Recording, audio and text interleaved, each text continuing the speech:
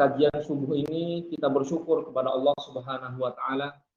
Allah masih memberikan kita kesempatan, kenikmatan iman sehingga kita bisa meluangkan waktu untuk mempelajari hadis-hadis Rasulullah Shallallahu alaihi wasallam. Dalam kesempatan kali ini kita akan membahas hadis yang nomor 5 dalam kitab Al-Arba'in An-Nawawiyah. Isi hadisnya kita bacakan bersama-sama. Bagi teman-teman yang sudah memiliki buku PDF-nya, silakan dibuka masing-masing, ada di grup. An Ummil Mukminin Ummi Abdillah Aisyah radhiyallahu taala anha qalat qala Rasulullah sallallahu alaihi wasallam man ahdatsa fi amrina hadza ma laysa minhu fa huwa raddun rawahu al-Bukhari wa Muslim. Wa fi riwayatin li Muslim man amila amalan laysa alaihi amruna fa huwa radd. Yang artinya barang siapa yang mengada-ngadakan suatu perkara dalam urusan kami, dalam urusan agama, fa huwa radd, maka perkara itu tidak bisa diterima. Nah, teman-teman, kajian hari ini memang agak sensitif. Karena apa? Karena akan membahas masalah bid'ah. Banyak ulama berbeda pendapat tentang definisi dakwah itu, tentang bid'ah ini. Bagaimana kita mendakwahkan bid'ah ini agar orang tidak salah paham. Karena para ulama pun berbeda pendapat tentang pengertian bid'ah ini. Pertama kita akan bahas An Ummil Mukminin Aisyah radhiyallahu taala anha. Kenapa disebut dengan Ummil Mukminin? Karena beliau adalah ibunya para mukminin, ibu dari kita, ibunda kita, istri dari baginda Rasulullah Shallallahu alaihi wasallam. Nah, yang unik di sini teman-teman disebutkan Ummi Abdillah Aisyah radhiyallahu taala anha. Padahal sebagaimana kita ketahui, Aisyah ini tidak memiliki anak dari Rasulullah Shallallahu alaihi wasallam. Rasulullah Shallallahu alaihi wasallam memiliki 11 istri. Di antaranya Aisyah radhiyallahu taala anha, anak dari Abu Bakar As-Siddiq radhiyallahu anhu. Kenapa disebut dengan Ummi Abdillah? Padahal Aisyah tidak memiliki anak. Kita ketahui bahwa Rasulullah hanya memiliki anak dari rahimnya Khadijah. Rasulullah menikah dengan Khadijah ketika umur 25 tahun dan Siti Khadijah berumur 40 tahun. Dari Khadijah ini lahirlah 6 anak dan 1 anak dari Maria Al-Qibtiyah, seorang budak yang diberikan oleh Raja Mesir kepada Rasulullah SAW yang bernama Ibrahim. Aisyah tidak punya anak sampai beliau meninggal.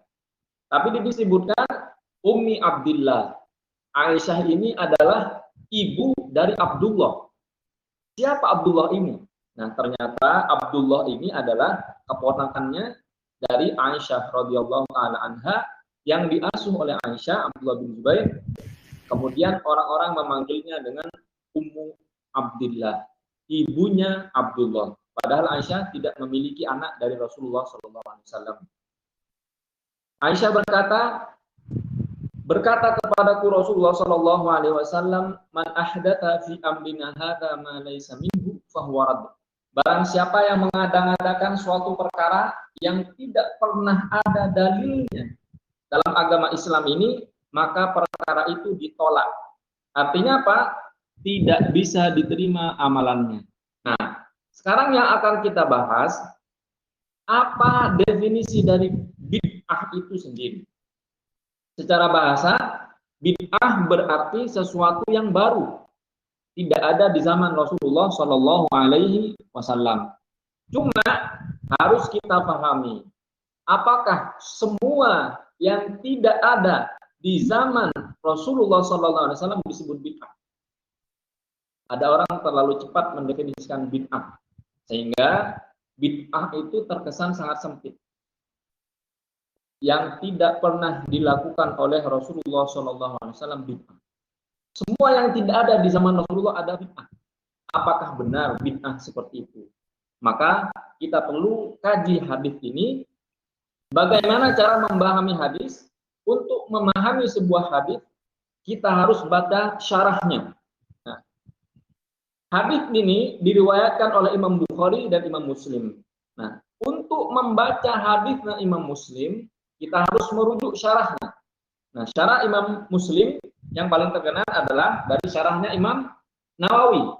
Sahih Muslim di Syarah Imam Muhyiddin An-Nawawi yang disebut dengan kitab Al-Minhaj Syarah Sahih Muslim Ibnu Al-Hajjaj. Nah, dari sini kita akan paham teman-teman apa definisi dari bid'ah itu menurut para ulama. Kita akan bacakan dalam Sahih Muslim ini disyarah oleh Imam Abu Zakaria Yahya bin Syaraf An-Nawawi atau biasa kita kenal dengan Imam Nawawi. Beliau berkata, apa definisi dari bid'ah itu? Agar kita tidak terlalu sensitif mendengar orang bilang, bid'ah ini Ustaz, nggak ada dalilnya. Bid'ah ini Ustaz, nggak ada di zaman Nabi. Bid'ah ini Ustaz, sesat. Nah, sebelum kita menyesatkan seseorang, ada baiknya kita mempelajari terlebih dahulu apa sebenarnya definisi dari bid'ah itu.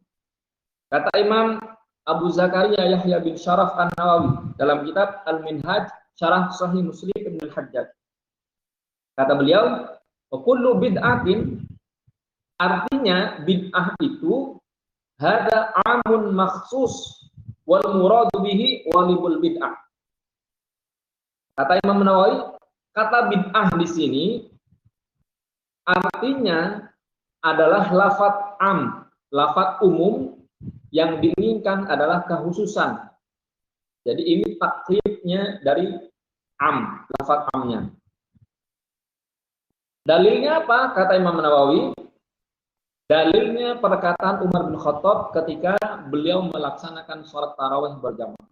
Teman-teman, sebagaimana kita ketahui, tarawih secara berjamaah tidak pernah dilakukan oleh Rasulullah SAW selama sebulan penuh di bulan Ramadan. Ini harus kita paham. Kalau kita membid'ahkan tarawih, sementara tarawih itu dilaksanakan oleh Umar bin Khattab sebulan penuh, maka kita telah mengatakan bahwa Umar bin Khattab adalah pelaku bid'ah. Dan ini sangat berbahaya. Karena kalau kita membid'ahkan suatu amalan, berarti kita sudah menganggap sesat orang yang melakukan amalan itu. Maka teman-teman harus berhati-hati dalam masalah bid'ah ini. Kita boleh berbeda pendapat, tapi ketika menyesatkan amalan seseorang, itu menandakan bahwa kita tidak mengetahui secara detail arti dari hadis ini. Kemudian kata Imam Nawawi, ni'matul bid'atu hadhihi. Ini perkataan Umar bin Khattab yang dinukil oleh Imam Nawawi dalam kitab Al-Minhaj. Sebaik-baik bid'ah adalah ini. Nah, kalau ada bid'ah yang baik menurut Imam Nawawi, berarti ada bid'ah yang tidak baik. Seperti apa bid'ah yang baik itu dan seperti apa bid'ah yang tidak baik itu? Maka Imam Nawawi dalam kitab ini juga memberikan penjelasan. Dalilnya apa? Dalilnya perkataan Umar bin Khattab dalam sholat tarawih berjamaah selama sebulan penuh di bulan Ramadan yang tidak pernah dilakukan oleh Rasulullah SAW. Kata beliau, ada hadis yang melafalkan bahwa kullu bid'atin dalam hadis Aisyah ini lafadznya umum, tapi yang diinginkan adalah sebuah kekhususan. Apa takhsisnya? Kata Imam Nawawi, takhsisnya adalah hadis yang berbunyi, man sanna fil islami sunnatan hasanatan falahu ajruha wa ajru man amila biha ba'dahu. Ada hadis lain yang menyebutkan bahwa barang siapa yang sanna, melakukan sebuah sunnah yang baru, sunnatan fil islami sunnatan hasanatan, ada kegiatan baru di sini, maka orang yang melakukan sunnah ini mendapatkan pahala seperti orang yang mengerjakan dan pahala orang-orang yang mengerjakan sebelumnya. Contoh, di komunitas MTR sebelumnya tidak ada MTR. Siapa yang menciptakan MTR ini? Salah satu foundernya Ustaz Samsul. Maka semua kegiatan yang dilakukan oleh warga MTR, Ustaz Samsul yang pertama mendapatkan pahala itu, dan pahala orang-orang yang mengerjakan apa yang dilakukan oleh warga MTN, termasuk kajian kita hari ini. Karena apa? Karena Ustadz Samsul lah yang menggerakkan orang-orang untuk melaksanakan ibadah di MTN. Ini menurut Imam Nawawi. Sekarang kita buka kitab Fathul Bari, Syarah Sahih Bukhari, karya Imam Ibnu Hajar Al-Asqalani. Beliau berkata, wa kullu ma la yamlikun fi zamanihi sallallahu alaihi wasallam yusamma bid'ah. Lakin fiha ma yakunu hasanan wa minha ma yakunu bi khilafi dzalik. Kata Imam Ibnu Hajar Al-Asqalani dalam kitab Syarah Al-Fathul Bari, Syarah Sahih Bukhari, semua yang tidak ada di zaman Rasulullah secara bahasa, secara etimologi disebut dengan bid'ah. Jadi yang nggak ada di zaman Rasulullah bid'ah. Tapi kata Ibnu Hajar Al-Asqalani, ada bid'ah yang bagus, yang hasanah, ada bid'ah yang tercela, bid'ah yang sesat. Nah, maka di sini disebutkan ada hadis man ahdatsa fi amrina hadza ma laysa minhu fa huwa radd. Semua amal ibadah yang tidak pernah dilakukan oleh Rasulullah, yang tidak ada dalilnya dalam Al-Qur'an atau hadis atau ijma atau asar sahabat atau landasan dalil yang lain yang telah disepakati oleh ulama, maka amalan itu ditolak, tidak diterima pahalanya, dan dia mendapatkan dosa. Contoh, kita sedang masuk waktu pagi, badan dalam keadaan segar. Kemudian kita mau sholat subuh nih, karena fisik lagi segar, sehat. Kemudian kita bilang, sholat subuh ini enaknya nggak 2 rakaat nih, saya tambah aja jadi 3 rakaat. Nah, ini yang disebut dengan bid'ah yang sesat. Tidak ada dalilnya, tidak ada dalam Al-Quran, tidak ada dalam hadis, dan tidak pernah dilakukan oleh para sahabat. Nah, sementara sholat tarawih berjamaah sebulan penuh yang dilakukan oleh Umar bin Khattab tidak pernah dilakukan oleh Rasulullah. Pertanyaannya, apakah semua yang tidak pernah dilakukan oleh Rasulullah adalah bid'ah? Tidak. Karena ada dalil umumnya bahwa ketika bulan Ramadan Rasulullah pernah melaksanakan sholat tarawih itu berjamaah di masjid meskipun tidak dilakukan sebulan penuh.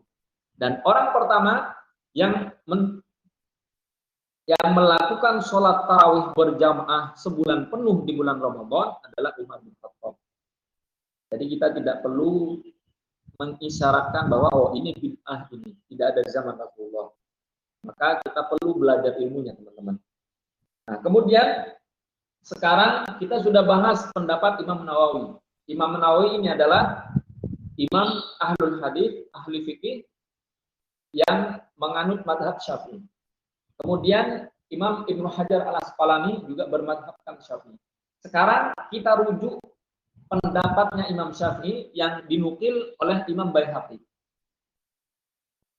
Kata Imam Syafi'i, ini disebutkan dalam Manaqib Asy-Syafi'i karya Imam Baihaqi dan disebutkan juga oleh Ibnu Hajar Al-Asqalani dalam kitab Fathul Bari. Imam Syafi'i berkata, al-muhdatsatu minal umur darbani. Yang diada-adakan dalam agama, bid'ah itu ada 2 jenisnya, kata Imam Syafi'i.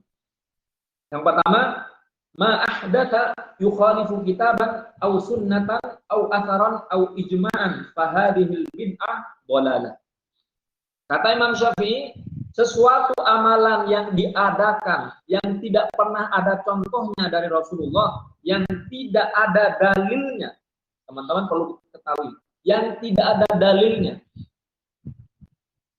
baik dari kitab ataupun sunnah dari hadis atau athar sahabat atau ijma konsensus, ini yang disebut dengan bid'ah dhalalah. Ini yang masuk dalam hadis Irbad bin Sariyah. Dalam hadisnya disebutkan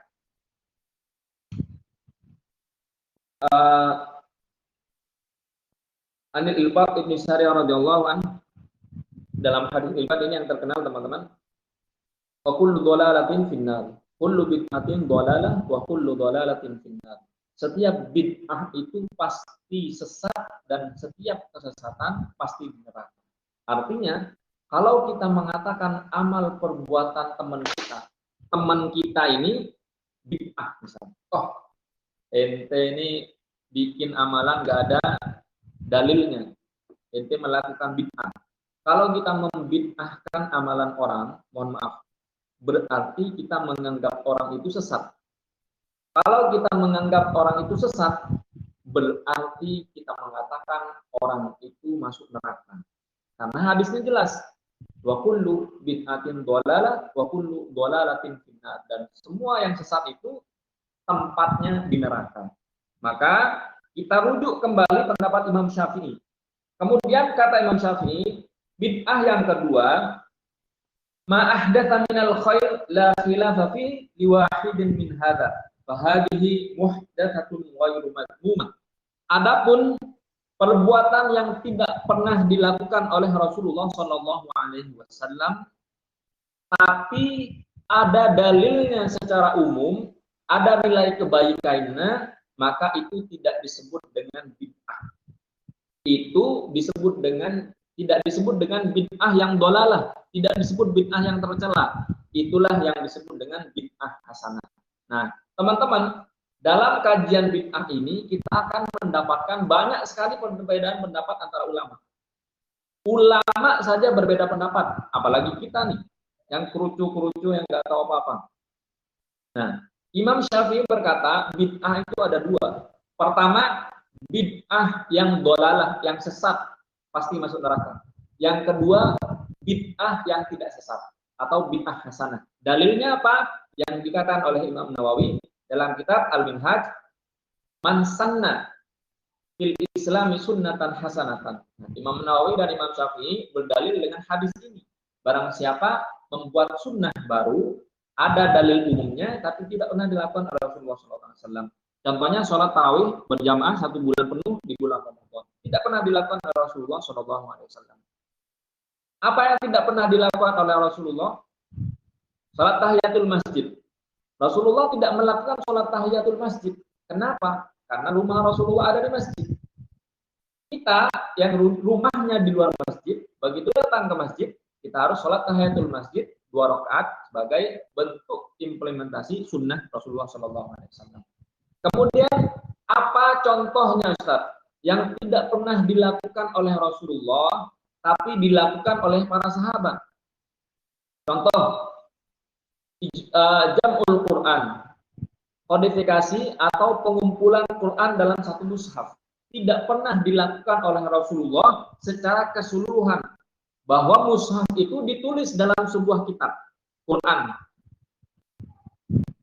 Kisahnya seperti ini, teman-teman. Teman-teman bisa merujuk hadis ini, diriwayatkan oleh Imam Bukhari dalam Sahih Bukhari.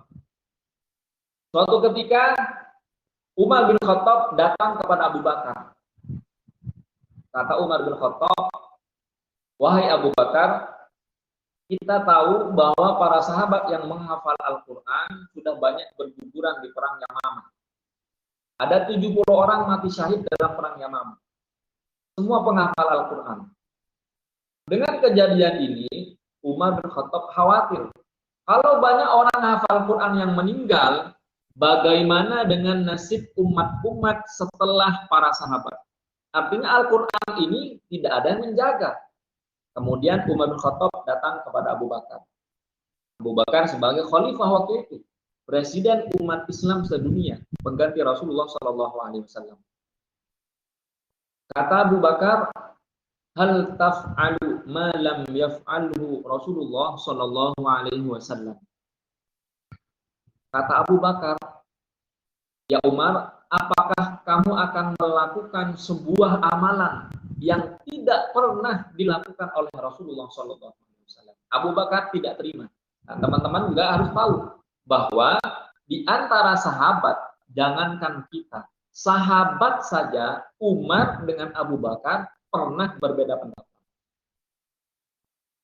Kata Abu Bakar, wahai Umar, apakah kamu akan melakukan sebuah amalan yang tidak pernah dilakukan oleh Rasulullah? Kata Umar, wallahi huwa khair. Wahai Abu Bakar, demi Allah, kita mengumpulkan Al-Quran ini ada sisi baiknya. Khair, fi khair, kata Umar. Ini bagus, harus kita lakukan, meskipun tidak dilakukan oleh Rasulullah SAW. Apakah Abu Bakar langsung terima? Tidak. Abu Bakar tidak langsung menerima pendapat dari Umar bin Khattab. Tapi Umar bin Khattab ini karena kritis, dia melihat sesuatu, kalau ini nggak dikumpulkan Al-Quran dalam satu mushaf, nanti gimana orang-orang bisa baca Al-Quran? Akhirnya dibujuklah Abu Bakar itu, sampai Abu Bakar berkata, hatta ara, sampai aku melihat apa yang dipahami oleh Umar bin Khattab. Jadi teman-teman, ketika kita memiliki pendapat yang berbeda, kita ajak orang yang berbeda itu untuk bertukar pendapat. Diskusi terlebih dahulu sebelum kita menyalahkan pendapatnya. Nah, kemudian ketika usul itu diterima oleh Abu Bakar As-Siddiq, datanglah dua orang ini, Abu Bakar dan Umar, kepada sahabat yang bernama Zaid bin Thabit. Zaid bin Thabit ini terkenal memang hafalannya kuat dan beliau juga menjaga Al-Quran secara personal. Datanglah Abu Bakar dan Umar ke Zaid bin Thabit. Kemudian apa kata Zaid bin Thabit? Hal taf'ala ma lam yaf'alhu Rasulullah SAW. Kalian ini, wahai Umar dan Abu Bakar, apakah kalian berdua ini akan melakukan sesuatu yang tidak pernah dilakukan oleh Rasulullah? Jadi pendapat Umar yang disetujui oleh Abu Bakar juga belum disetujui oleh Zaid bin Thabit.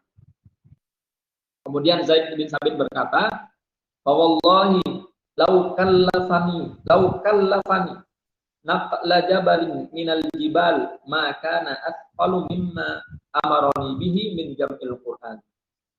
Kata Zaid bin Thabit, kalau seandainya kalian menyuruh aku untuk memindahkan satu gunung ke gunung yang lainnya, pasti itu lebih mudah bagiku daripada aku disuruh untuk mengumpulkan Al-Quran itu dalam satu mushaf. Zaid bin Thabit tidak terima dengan usulnya Abu Bakar dan Umar.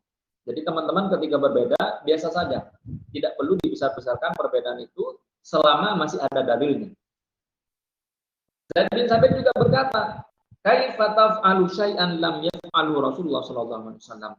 Wahai Umar dan Abu Bakar, apakah kamu berani melakukan sesuatu yang tidak pernah dilakukan oleh Rasulullah SAW? Artinya diingkari. Ini nggak ada di zaman Rasulullah.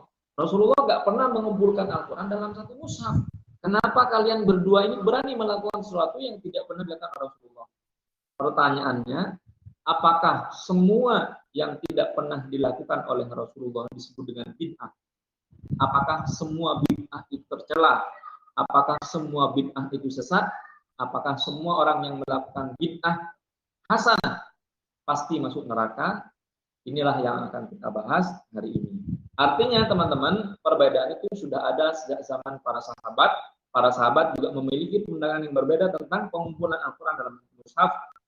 Abu Bakar pertama tidak menerima pendapat Umar, kemudian Zaid bin Thabit juga tidak menerima pendapat Abu Bakar dan Umar.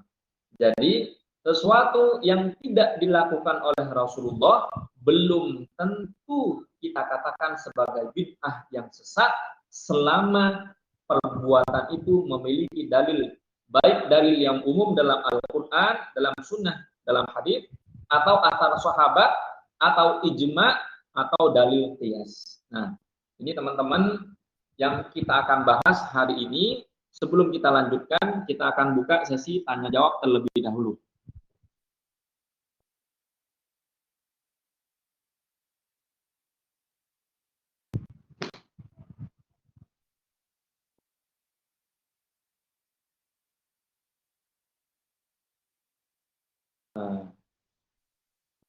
Baiklah, kita lanjutkan.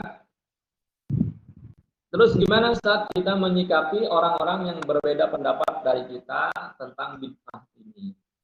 Apakah kita harus menyesatkan mereka atau kita terima pendapat mereka meskipun tidak sesuai dengan pendapat kita? Yang harus kita lakukan, kita kaji hadisnya. Apakah benar bid'ah itu semua perbuatan yang tidak pernah dilakukan oleh Rasulullah? Apakah benar semua bid'ah itu sesat? Apakah benar semua kegiatan yang tidak pernah dilakukan oleh Rasulullah pasti pelakunya masuk neraka? Ini pembacaan yang akan kita lakukan. Kalau begitu Ustaz, banyak dong perbuatan yang tidak pernah dilakukan oleh Rasulullah tapi dilakukan oleh umat terakhir seperti kita. Banyak sekali. Banyak sekali. Nah, ini teman-teman, pembahasan kita memang banyak perbedaan pendapat dalam masalah bid'ah ini. Terbagi dalam dua kelompok. Yang pertama, ada guru-guru kita yang menyatakan bahwa semua yang tidak dilakukan oleh Rasulullah itu pasti sesat. Bid'ah yang tidak pernah dilakukan oleh Rasulullah sesat.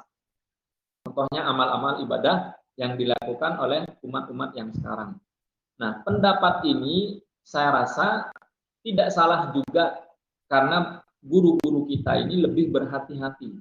Jadi beliau mencukupkan sesuatu yang sudah ada dalilnya dari hadis, ada dalilnya dari para sahabat. Beliau mencukupkan seperti itu. Adapun kita yang mengikuti pendapat Imam Syafi'i, Imam Nawawi, Imam Ibnu Hajar juga tidak bisa disalahkan. Karena masing-masing kita memiliki dalil yang kuat. Tugasnya kita sebagai umat terakhir harus lebih dewasa dalam berbeda. Kalau hanya kita ingin menyalah-nyalahkan orang, tentu lebih baik kita tidak melakukan itu. Tidak usah disalah-salahkan. Kalau berbeda, kita tidak bisa terima, kita tanya dalilnya. Apa itu dalil? Dalil itu adalah landasan hukum. Landasan hukum itu apa? Banyak. Al-Quran, hadis atau sunnah, athar sahabat, perbuatan para sahabat, ijma semua ulama konsensus, kemudian qiyas.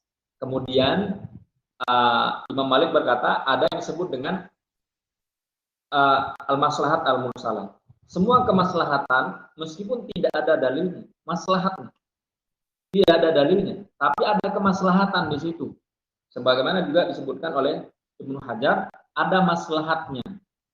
Maslahatnya dalam pengumpulan Al-Quran ini, fungsinya apa dikumpulkan Al-Quran agar orang-orang setelah para sahabat, setelah tabi'in, setelah para tabi'in, sahabat memikirkan umat-umat setelah mereka. Bagaimana kita, umat-umat terakhir ini bisa membaca Al-Quran kalau tidak dikumpulkan Al-Quran itu dalam satu mushaf. Ini yang bisa kita sampaikan teman-teman. Jika ada pertanyaan kami persilakan. Assalamualaikum Pak Ustadz. Waalaikumsalam warahmatullahi wabarakatuh. Ya, Pak Ustadz bisa lihat di chat enggak, Pak? Ada pertanyaan.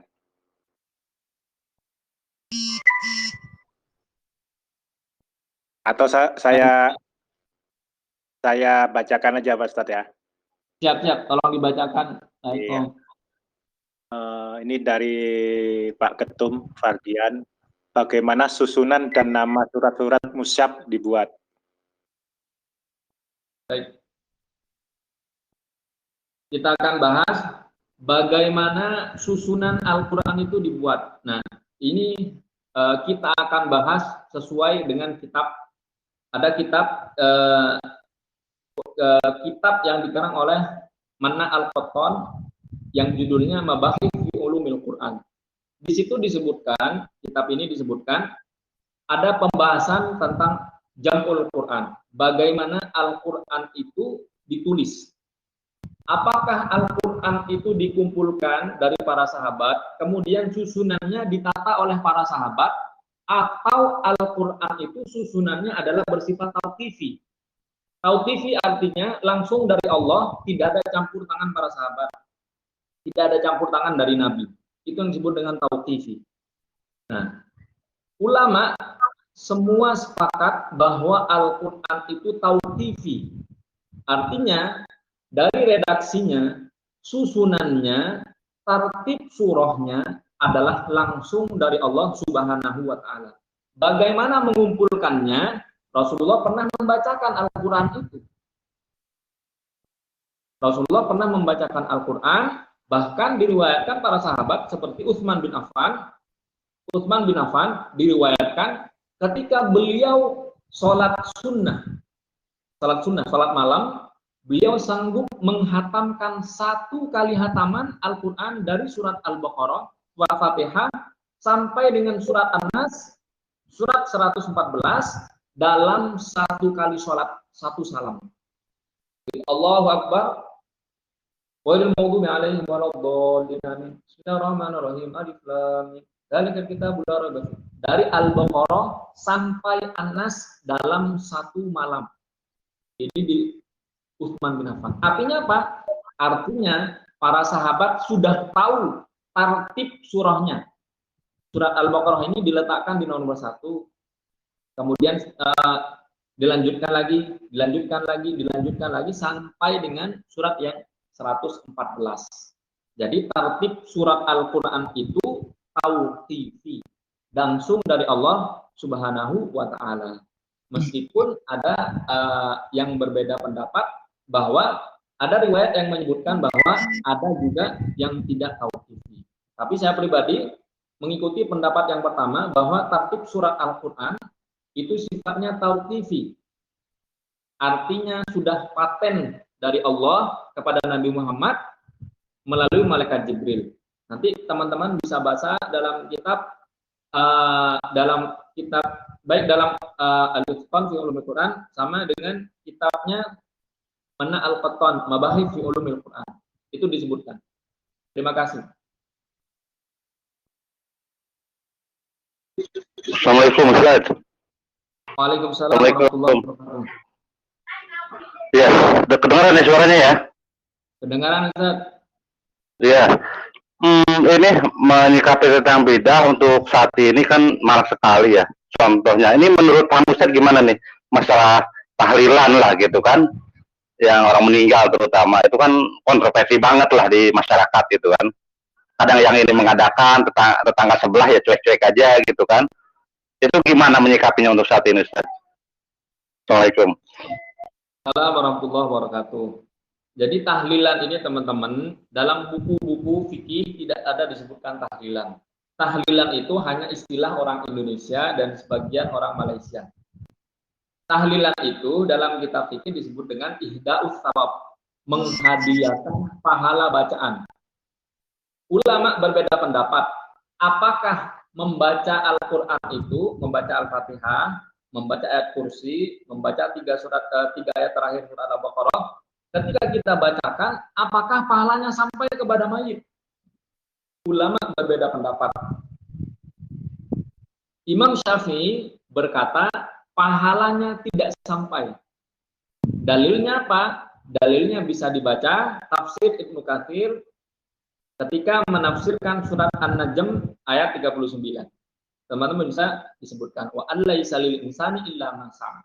Bahwa semua yang dilakukan oleh manusia hanya terhitung apa yang sudah mereka usahakan. Jadi yang diusahakan oleh orang lain pahalanya tidak sampai. Ini menurut Imam Syafi'i. Tapi kita lihat pendapat imam lain. Apakah imam lain mengatakan seperti yang dikatakan Imam Syafi'i? Tidak.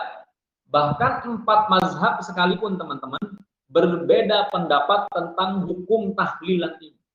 Hukum menghadiahkan pahala bacaan, apakah bacaan ini pahalanya sampai kepada mayit? Imam Syafi'i bilang tidak sampai. Tapi kita lihat apakah Imam Abu Hanifah, Imam Malik, Imam Ahmad bin Hambal mengatakan seperti apa yang dikatakan Imam Syafi'i? Ternyata tidak. 3 imam mengatakan sampai. Imam Syafi'i yang mengatakan tidak sampai. Jadi teman-teman yang bermadhab Syafi'i, harusnya kalau memang mengatakan ini pendapat Imam Syafi'i bilang nggak nyampe. Pahala yang dihadiahkan kepada mayit, kata Imam Syafi'i, tidak sampai. Tapi imam lain menyebutkan sampai. Imam Ahmad bin Hambal bilang nyampe. Imam Malik bilang nyampe. Imam Abu Hanifah mengatakan nyampe pahalanya. Nah, kalau pahalanya tidak sampai kepada mayit, kenapa kita masih melakukan itu? Tapi imam yang mengatakan bahwa pahalanya sampai kepada mayit, kenapa kita tidak melakukan? Bahkan Syekhul Islam Ibnu Taimiyah, guru kita, guru-gurunya guru-guru kita dari orang Saudi, guru-guru kita, gurunya guru-guru kita dalam Majmu' Fatawa mengatakan sampai. pahala itu sampai. Jadi misalkan nih kita membacakan Al-Fatihah, Ustaz Hidayat. Ya Allah, saya bacakan Al-Fatihah ini kepada ibu saya, mohon maaf, atau kepada nenek saya yang sudah meninggal. Al-Fatihah. Kata Syekhul Islam Ibnu Taimiyah sampai. Tapi guru-guru kita yang lain dari kalangan ulama di Saudi mengatakan juga tidak sampai. Seperti pendapat siapa? Pendapat Syekh Shalih Utsaimin mengatakan tidak sampai. Maka teman-teman ketika berbeda seperti ini tidak perlu kita bermusuhan, tidak. Karena apa? Kalau tidak sampai, pendapat itu silahkan diamalkan tidak sampai. Tidak usah dikirimkan Fatihah. Kalau kita mengatakan sampai, maka silahkan dilakukan. Nah, sekarang bagaimana hukumnya tahlilan? Ini pendapat sudah ada jauh sebelum kita lahir. Jadi ulama-ulama terdahulu sudah berbeda pendapat. Dari Imam Syafi'i. Imam Syafi'i wafat 204 Hijriah, Imam Syafi'i. Sudah berbeda pendapat dengan gurunya. Siapa gurunya Imam Syafi'i? Imam Malik. Imam Malik wafat 179 Hijriah. Jadi gurunya Imam Syafi'i dengan Syafi'i muridnya juga sudah berbeda pendapat tentang masalah ihda'us tsawab, apakah pahala yang kita bacakan untuk mayit sampai atau tidak. Nah, kembali ke tahlilan, kalau itu dilakukan, ini pendapat para ulama dari kalangan Syafi'i. Kalau Imam Nawawi berkata, kalau itu dianggap sebuah bid'ah hasanah, maka boleh dilakukan. Tidak pernah dilakukan oleh Rasulullah. Rasulullah tidak pernah tahlilan. Tidak pernah mendoakan, mengirimkan Fatihah kepada orang yang sudah meninggal. Para sahabat juga tidak pernah ada yang melakukan tahlilan yang seperti di Indonesia ini, karena cuma ada di Indonesia. Nah, jadi bagaimana kita menyikapi perbedaan ini? Kita harus bijak. Adapun orang yang berbeda dengan pendapat kita persilahkan selama mereka meyakini bahwa ada dalilnya, baik dalil umum secara dalil keumumannya dalam Al-Quran atau hadis, atau dalil khususnya. Ada nggak dalil umumnya? Dalil umumnya apa? Ketika kita membacakan bacaan Al-Quran itu, apakah kata ulama, hal yantafi'ul mayyit qira'at Al-Quran? Apakah mayit itu mendapat manfaat dari bacaan Al-Quran yang kita bacakan? Jadi kalau saya pribadi tidak pernah terlalu mempermasalahkan perbedaan ini, karena sudah ada perbedaan ini sebelum kita dilahirkan, bahwa ketika imam-imam kita berbeda dengan guru-gurunya. Begitu Ustaz Hidayat. Oke, terima kasih Ustaz. Karena ini sangat ini sekali dari masa saya kecil sampai sekarang mungkin ya, kalau saya pulang kampung ada yang meninggal itu ya kayaknya mencolok banget ya, yang satu cuek, yang satu, dan sampai saat ini ya kalaupun masih mending ya, nggak terlalu dibahas gitu kan. Kalau dulu bid'ah gitu kan. Jadi cara menyikap ya saya sendiri kadang-kadang ikut, kadang-kadang enggak gitu kan. Jadi ya alhamdulillah, terima kasih atas penjelasannya dan lebih jelas lagi tadi ya. Terima kasih Ustaz ya. Sama-sama Ustaz. Assalamualaikum. Assalamualaikum. Waalaikumsalam warahmatullahi wabarakatuh. Silakan Pak Heri. Ya Ustaz Farhan, terima kasih. Menyambung tadi yang pertanyaannya Pak Hidayat, itu kalau kita membaca dari buku Ibnu Qayyim Al-Jauziyah yang Hakikat Roh, itu sampai itu Ustaz. Bacaan Al-Fatihah yang ditujukan kepada yang meninggal sampai. Bahkan ketika kita ziarah kubur, itu ternyata tahu yang sudah meninggal, almarhum sudah meninggal itu tahu bahwa kedatangan orang yang datang di kubur, yakni anak saudara atau anak cucu yang datang di kubur itu si yang dikubur yang almarhum adalah tahu. Dan yang terkait dengan masalah bid'ah yang terdiri dari bid'ah dolalah dan hasanah, kan sekarang itu semuanya seolah-olah dibiyah-biyah ketika tidak sama dengan Rasulullah pada saat itu nggak dilakukan adalah termasuk bid'ah dolalah, seolah-olah hasanahnya itu nggak ada. Jadi saya setuju dengan pendapat tadi. Dan juga sebetulnya mungkin lebih gamblangnya perlu kita kelompokkan yakni untuk apa saja yang dikatakan bid'ah yang cenderung adalah annar, jadi masuk neraka termasuk dolalah aja. Mungkin khusus untuk ibadah mahdoh itu yang tidak boleh ditambah dikurangi. Jadi dilaksanakan apa yang jadi perintahnya dan ditinggalkan apa yang menjadi larangannya, termasuk sholat yang tadi Ustaz katakan sholat subuh 2 rakaat nggak boleh tambah-tambahkan, dan yang lain-lainnya pun juga demikian. Tapi untuk yang ibadah muamalah, artinya yang sosial, itu ya selaginya nggak ada larangannya, itu adalah boleh dilakukan semuanya. Bahkan jangankan itu, termasuk juga yang tidak pernah diajarkan oleh Rasulullah itu kan, yang siapa itu sahabat Nabi Bilal bin Rabah itu, ketika Nabi mendengarkan ada suara sendal yang di surga sana, begitu ditanya si Bilal kan dikatakan, apa amalanmu yang kamu lakukan selama ini? Ternyata beliau mengamalkan setelah wudhu itu selalu sholat sunnah, dan itu kan nggak pernah diperintahkan oleh Rasulullah, termasuk itu juga, saudara. Nah, itu kalau semuanya dikebiauya itu adalah bid'ah, dan bid'ah masuk bid'ah dolalah, bukan hasanah, padahal yang banyak manfaatnya kan termasuk hasanah, dan itu diperbolehkan. Termasuk juga orang berhaji, kalau dulu zaman Rasulullah naik onta, kalau sekarang kan nggak bisa naik onta, harus naik pesawat dan sebagainya, yang nggak mesti harus dilakukan oleh Nabi. Dan itu kan masuk kategori ibadah muamalah. Gimana Ustaz? Seperti itu. Jadi untuk menyikapi orang-orang yang secara saklek mengatakan semua bid'ah yang dilakukan oleh orang itu adalah masuk neraka. Itu Ustaz. Terima kasih Ustaz. Baik, sama-sama Pak Heri. Memang ada riwayat menyebutkan bahwa ketika seorang sudah mati, disampaikan kepadanya kabar-kabar keluarganya yang masih hidup. Termasuk ada seorang yang riwayat itu menyebutkan, termasuk ketika kucingnya mati, diberitakan kepada orang yang sudah meninggal itu. Diberitakan. Caranya seperti apa? Wallahu a'lam. Karena kita tidak bisa memiliki kemampuan untuk berkomunikasi dengan orang yang sudah meninggal.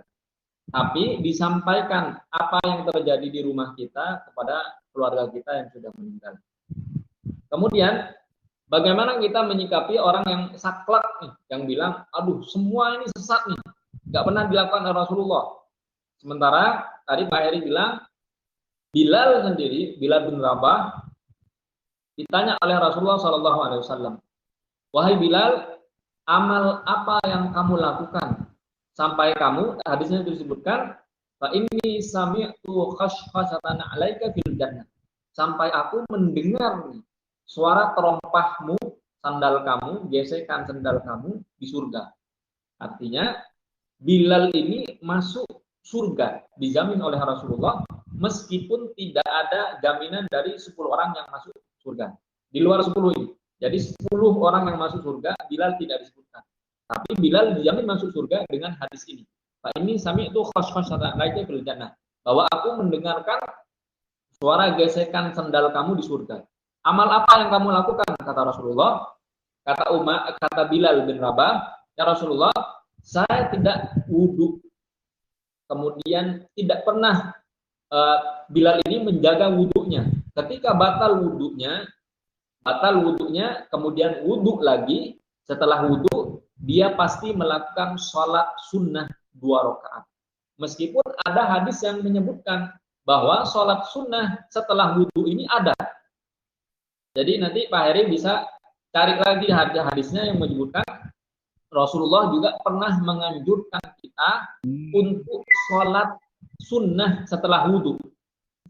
Man tawaddu'a nahwa wudhu'i hada, kata Rasulullah, barang siapa yang berwudhu seperti wudhu ini, kemudian dia sholat 2 rakaat setelah itu, maka akan diampuni dosanya. Itu diantara dalil bahwa sholat sunnah setelah wudhu itu diajarkan oleh Rasulullah SAW. Adapun perbuatan sahabat yang tidak pernah dilakukan oleh Rasulullah sangat banyak. Contoh misalkan seperti Bilal, atau contoh bacaan sholat. Ketika sami Allahu liman hamidah, kita berkata Rabbana walakal hamd. Kemudian para sahabat juga memiliki doa yang berbeda, dipanggil oleh Rasulullah. Siapa yang baca doa ini? Para sahabat kaget, siapa yang baca doa yang tadi tidak pernah diajarkan Rasulullah. Kata Rasulullah, setelah kamu baca doa ini, saya melihat ribuan malaikat turun dari langit, rebutan, pengen nyatet amalnya orang yang membaca doa tadi. Tidak diajarkan oleh Rasulullah SAW. Maka kita sebagai umat akhir zaman, hendaknya kita dewasa dalam berbeda. Boleh kita meyakini suatu pendapat, tapi kita tidak boleh menyalahkan pendapat orang lain yang sama-sama memiliki dalil, memiliki landasan. Kenapa orang bisa saklek? Pertama, mungkin orang itu tidak membaca buku-buku yang berbeda dengan dia. Dia baca buku itu saja, sementara ulama yang lain tidak pernah dibaca. Dia baca mazhab Hambali saja, semua buku-buku Imam Hambali dibaca, tapi tidak pernah membaca bukunya Imam Syafi'i. Maka ketika orang ini tidak memiliki guru yang banyak, dia cenderung akan saklek, terutama dalam kehidupan Indonesia ini. Kenapa ulama-ulama Imam Syafi'i memiliki guru Imam Malik bin Anas? Kemudian Imam Malik memiliki guru bernama Imam Nafi. Imam Nafi memiliki guru yang bernama Ibnu Umar. Ibnu Umar memiliki guru yang bernama Muhammad Rasulullah SAW. Mereka memiliki guru yang sama, tapi pendapatnya beda. Imam Ahmad bin Hambal memiliki guru namanya Imam Syafi'i. Imam Syafi'i memiliki guru namanya Imam Malik bin Anas. Tiga-tiganya memiliki pendapat yang berbeda. Kenapa mereka berbeda? Karena mereka memiliki pandangan yang berbeda tentang suatu dalil. Kenapa mereka tidak bertengkar ketika berbeda? Karena mereka paham. Maka kita dianjurkan untuk memperbanyak guru. Biasanya orang yang saklek ini, mohon maaf, gurunya itu saja. Selain gurunya dia, selain guru-gurunya, mereka tidak mau dengar. Padahal sebagaimana kita pelajari, Imam Bukhari memiliki guru 1.700. Bayangkan, 1.700 guru. Termasuk salah satu gurunya Imam Al-Humaydi, muridnya Imam Syafi'i yang berada di Mekah. Imam Bukhari memiliki guru 1.700. Imam Ibnu Hibban, pengarang Sahih Ibnu Hibban, memiliki guru 2.000 guru. Gurunya banyak. Ada yang mazhabnya Syafi'i, ada yang mazhabnya Hambali, ada yang Malik, ada yang bermazhab Abu. Semua memiliki guru. Kemudian Imam Ahmad bin Hambal, muridnya Imam Syafi'i, beliau berkata, dinukil oleh Imam Az-Zahabi dalam kitab Syiar Al-A'lam An-Nubala, disebutkan Imam Ahmad bin Hambal memiliki 4.000 guru. Dari 4.000 guru inilah Imam Ahmad bin Hambal bisa paham. Oh, ternyata guru saya yang satu bilang begini. Guru saya yang kedua bilang begini. Guru yang saya yang ketiga bilang begini. Sampai 4.000 guru. Bayangkan, kalau kita memiliki guru, jangankan 4.000. 10 guru saja. Kita punya guru yang dekat dengan kita, 10 orang itu berbeda, maka kita akan paham kenapa 10 guru kita ini berbeda. Tidak mungkin guru itu akan mengajarkan kesalahan kepada kita. Yang ada, kita yang tidak sanggup menerjemahkan perbedaan-perbedaan di antara para ulama. Ini yang bisa saya sampaikan, Pak Edi. Terima kasih. Ya, terima kasih Ustadz ya. Atas Waalaikumsalam, Ustadz. Assalamualaikum warahmatullahi wabarakatuh. Menyampaikan yang di chatting lagi. Yang satu dari Pak Bahrudin Berkah Jaya. Untuk memegang atau membawa Al-Quran, apakah harus berwudu terlebih dahulu atau tidak? Karena ada yang boleh tidak berwudu dulu, katanya begitu. Oke, itu yang pertama. Ada yang kedua juga. Tadi membahas masalah kematian. Lalu, apakah setelah meninggal, maka siksa kubur itu ada? Dan jika ada, maka tentang disiksa itu fisik atau apa? Karena ada beberapa dalil yang mengatakan ada, tapi bukan fisik, dari Pak Ibrahim. Syukron. Baik. Pertanyaan yang pertama, apakah kita diwajibkan memiliki wudhu atau berwudhu, bersuci sebelum kita memegang mushaf Al-Quran? Pertama, untuk mushaf Al-Quran, satu Al-Quran yang semuanya mushaf, tidak ada artinya dan tidak ada tafsirnya, maka itu yang disebut dengan mushaf. Kalau Al-Quran itu ada terjemahannya, Al-Quran itu ada tafsirnya, maka itu tidak disebut dengan mushaf. Mushaf artinya satu Al-Quran penuh, tidak ada terjemahan, tidak ada tafsir.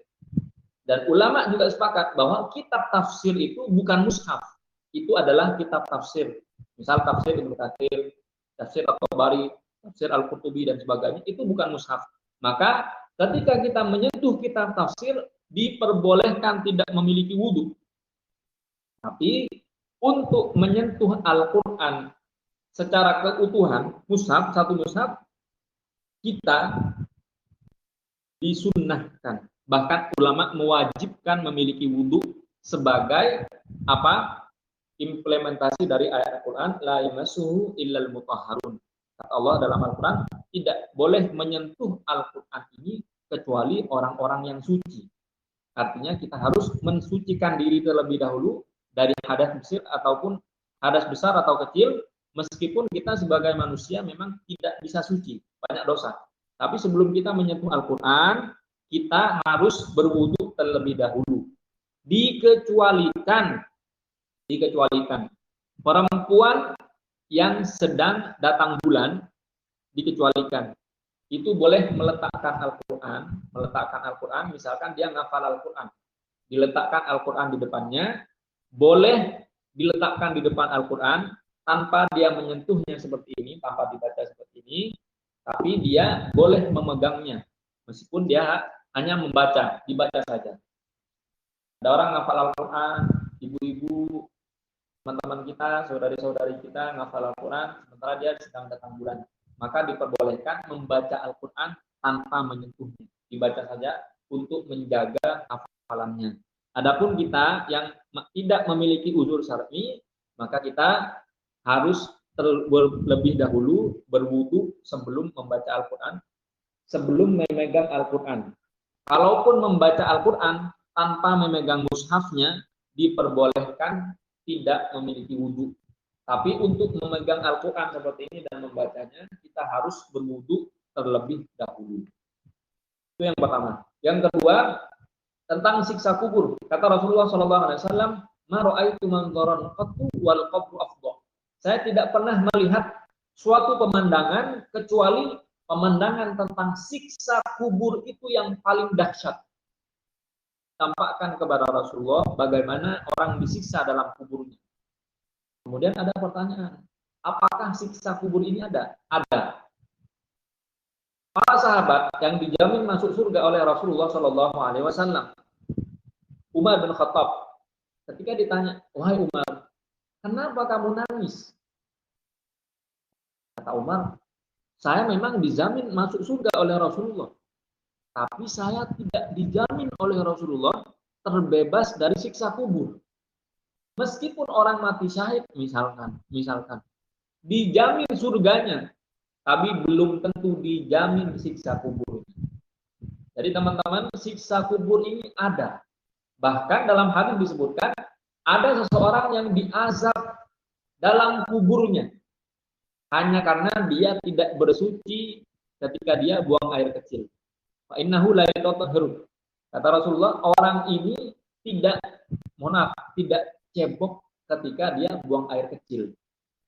Akhirnya diazab di dalam kuburnya hanya karena dosa kecil itu. Jadi siksa kubur ini ada. Siksanya seperti apa? Siksa fisik memang digambarkan. Dalam riwayat disebutkan ada orang yang dalam kuburnya itu sampai sama malaikat antara rusuk kanan dengan rusuk kiri, kemudian dihimpit oleh tanah begini sampai rusuk-rusuknya patah. Artinya siksa fisik juga ada. Ada kejadian-kejadian yang menunjukkan bahwa ketika orang dimasukkan ke dalam kubur, begitu kuburannya dibuka, karena ada suatu kejadian, ternyata kepalanya gosong. Ada. Bahkan 2 tahun terakhir ini, ada beberapa, ada guru saya menyampaikan, di Jakarta ada orang dimakamkan. Orang ini adalah mohon maaf, dia salah satu pelaku riba yang bekerja sebagai pimpinan cabang. Kemudian ketika dikuburkan, ternyata dia salah menguburkan, keluarganya ini salah lubang. Ternyata lubang yang digali itu bukan untuk dia, untuk orang lain. Beberapa menit setelah dikuburkan, akhirnya kuburannya harus dibongkar karena itu punya orang lain. Begitu dibongkar, qadarullah, ternyata tubuhnya sudah gosong, sudah terbakar. Sudah terbakar, menandakan ada siksa fisik di dalam kubur. Ini kejadian disampaikan oleh seorang ustadz saya. Begitu, Pak Eko. Assalamualaikum. Assalamualaikum warahmatullahi wabarakatuh. Ya, sehat Ustadz. Alhamdulillah sehat Pak Ketua. Ya, jadi saya melanjutkan yang tadi Pak Hidayat sama Pak Suherianto tentang perbedaan tentang bid'ah. Nah, ini kan sudah jelas tadi sudah dijelaskan sama Ustadz.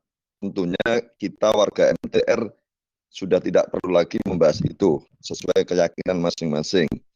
Nah, yang saya tahu juga bahwa perbedaan-perbedaan ini selalu dimanfaatkan oleh pihak-pihak yang punya kepentingan memecah belah Islam. Dalam hal ini, supaya seolah-olah kita ini tidak boleh bersatu sebab itu.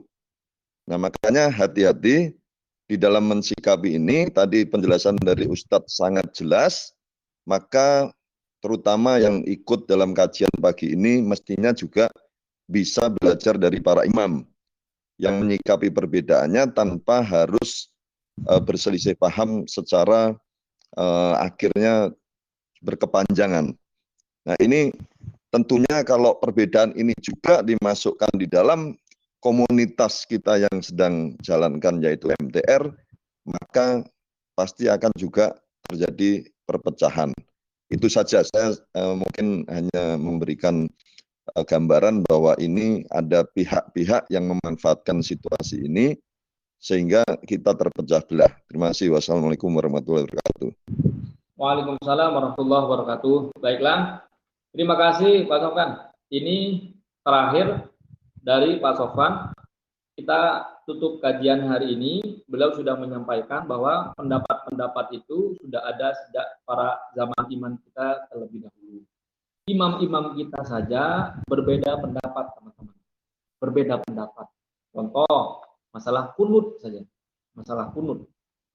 Imam Syafi'i berkata, kunut itu sunnah.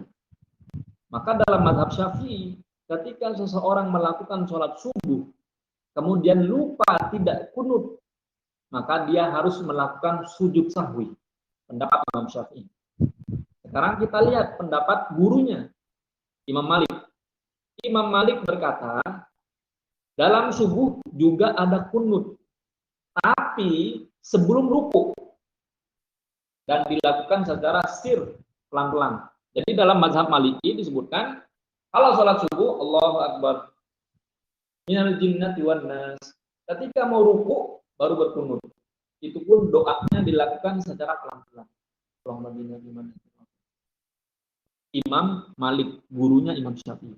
Imam Syafi'i, minal jinnati wan nas, Allahu Akbar, ruku, begitu sami Allahu liman hamidah, langsung kunut. Allahumma hdina fiman hadait, wa afina fiman afait, wa tawallana fiman tawallait, dan sebagainya. Sekarang kita lihat pendapat muridnya Imam Syafi'i, Imam Ahmad bin Hambal. Imam Ahmad bin Hambal meskipun berguru kepada Imam Syafi'i, Imam Syafi'i memiliki pendapat bahwa kunut itu sunnah. Imam Syafi'i berpendapat kunut itu sunnah. Kemudian gurunya Imam Malik juga berkunut ketika subuh. Nah, sekarang Imam Ahmad bin Hambal pendapatnya seperti apa? Kata Imam Ahmad bin Hambal, tidak ada kunut setelah subuh. Maka teman-teman kita, guru-guru kita di Saudi, di Qatar, Oman, Bahrain, dan sebagainya, yang berpendapat dengan pendapat Imam Ahmad bin Hambal, tidak pernah melakukan kunut ketika mereka sholat subuh, kecuali kunut nazil. Maka ketika kita pergi ke Madinah, kita pergi ke Mekah, imam sholat subuh tidak pernah melakukan kunut. Mereka ikut pendapat Imam Ahmad bin Hambal. Siapa Imam Ahmad bin Hambal ini? Muridnya Imam Syafi'i. Siapa Imam Syafi'i? Muridnya Imam Malik. Nah, tiga orang ini memiliki pendapat yang berbeda, meskipun gurunya sama. Jadi teman-teman, ketika berbeda, itu hal yang biasa. Yang tidak biasa itu ketika kita memaksakan pendapat kita harus sama dengan orang yang berbeda dengan kita. Kamu gak ada dalilnya, sesat kamu. Jangan pernah menyesatkan orang karena kita gak tahu dalilnya. Bisa saja mereka punya dalilnya, hanya kita yang belum baca bukunya. Bisa saja seseorang berbeda dari kita, lebih baik amalnya daripada kita. Maka tugas kita, kata para ulama, menyibukkan dengan amal-amalan yang sudah kita tahu dalilnya, baik dari buku ataupun lebih baik dari guru-guru kita. Dulu Imam Yunus pernah berdebat dengan Imam Syafi'i dalam suatu permasalahan. Nah, kisah ini dinukil oleh Imam Az-Zahabi dalam kitab Syiar Alam An-Nubala. Kata beliau, begitu Imam Syafi'i berbeda pendapat dengan Imam Yunus, sampai dalam suatu majelis mereka berdebat. Imam Syafi'i berkata tidak boleh. Imam Yunus berkata boleh. Dua orang ini berdebat. Sampai keluar masjid, pendapat kedua orang ini belum selesai nih. Akhirnya Imam Yunus tidak mau menyapa Imam Syafi'i. Keesokan harinya, ketika bertemu dalam masjid, Imam Syafi'i yang pertama kali datang kepada Imam Yunus, kemudian dipegang tangannya Imam Yunus. Meskipun berbeda pendapat. Apa kata Imam Syafi'i? Ini akan menjadi penutup kajian kita hari ini.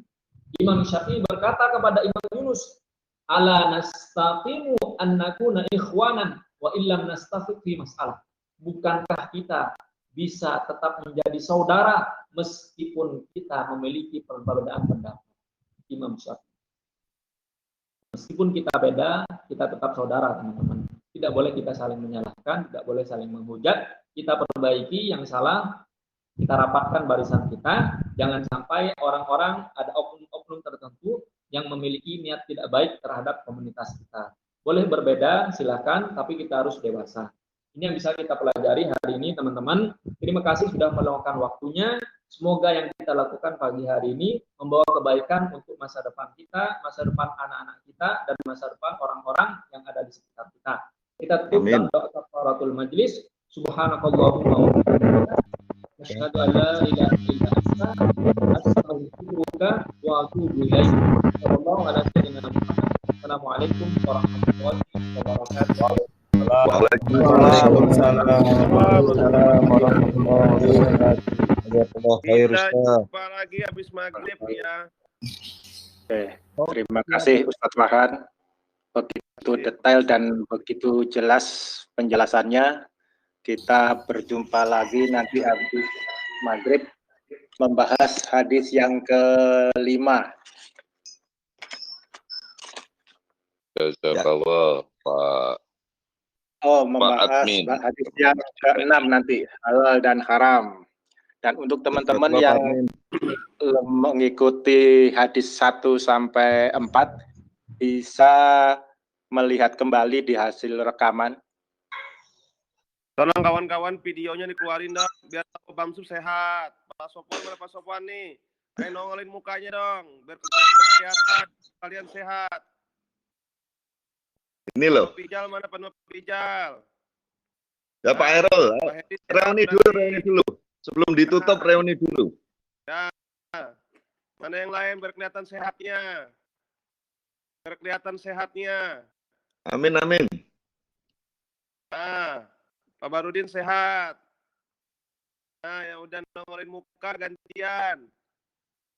Ini MTR kapan nih lockdown? Gantian. MTR lockdown sampai kapan nih? Gantian. Pak Heri gantian, Pak Heri.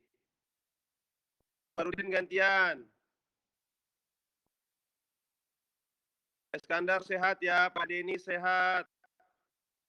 Silakan tampilkan mukanya masing-masing menandakan bahwa kalian sehat. Lalu. Pak Nebeja sehat. Amin, amin. Pak Hairul. Amin Pak. Gantian, Pak Herianto gantian, Pak Bamsu gantian. Ya, yang sudah Pak Febri, store, terima kasih. Pak Allah Febri, sehat. ya. yang sudah store muka, langsung hapus Yang lagi sudah store videonya. muka gantian. Pak Samsul mana? Pak Samsul. Pak Hairul mana mukanya Pak? Mandi nih.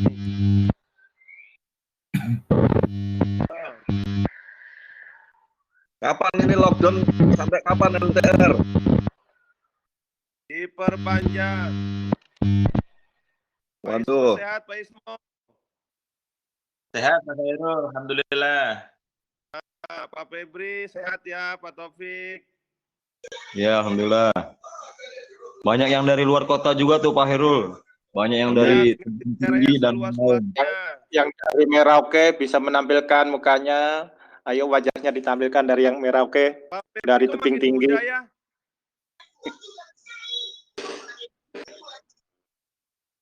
Pak Febri makin muda, Pak Febri.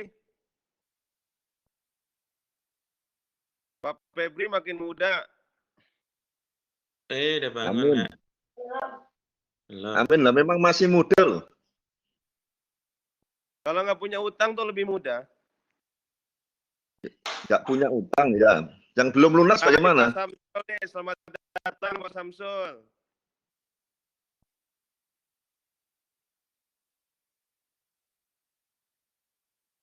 Pak Salman, selamat datang. Sehat Pak Salman. Speakernya diaktifkan Pak Salman kalau bicara.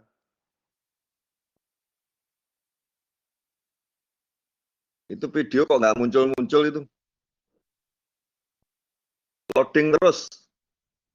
Gantian yang sudah store muka, gantian. Itu muka saya udah keluar belum itu kok muter terus itu. Ketua. Oh, Alhamdulillah. Ketua Berarti sehat Pak Ketua. sunatullah. Sudah store. Nah, gantian. Mas Nu sehat, Mas Nu. Mas Arif sehat ya. Ah, luar biasa. Pak Yusuf. Aduh, seneng nih. Seluruh Indonesia kelihatan semua. Nanti modenya mode mic, Pak. Bukan mode earphone, Pak. Biar bisa bicara. Ya, Mas Nu ya. Pak Arif. Itu kalau merubah harus keluar dulu ya. Dari mic ke Keluar mikrofon. dulu. Keluar dulu. Total ya saldo masuk lagi. Ya saldo. Tak usah. Oh, kuota perlu dicek ya. Nah, perlu. Tes. Sudah store muka. Alhamdulillah, sehat silakan semua. gantian.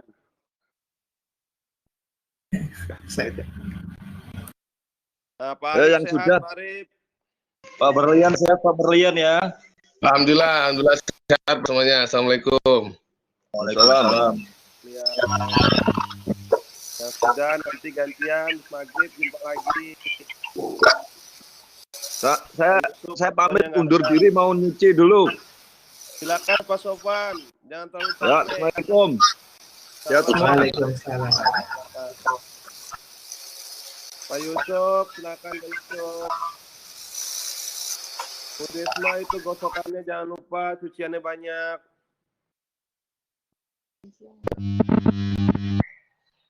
Pak Hairul dan teman-teman saya pamit ya. Assalamualaikum. Pak, ketemu lagi maghrib ya, masih. Pak Yusuf, ketemu lagi maghrib Pak Yusuf ya, silakan gantian. Pak Yusuf nanti kalau buka lagi pakai mode mic ya.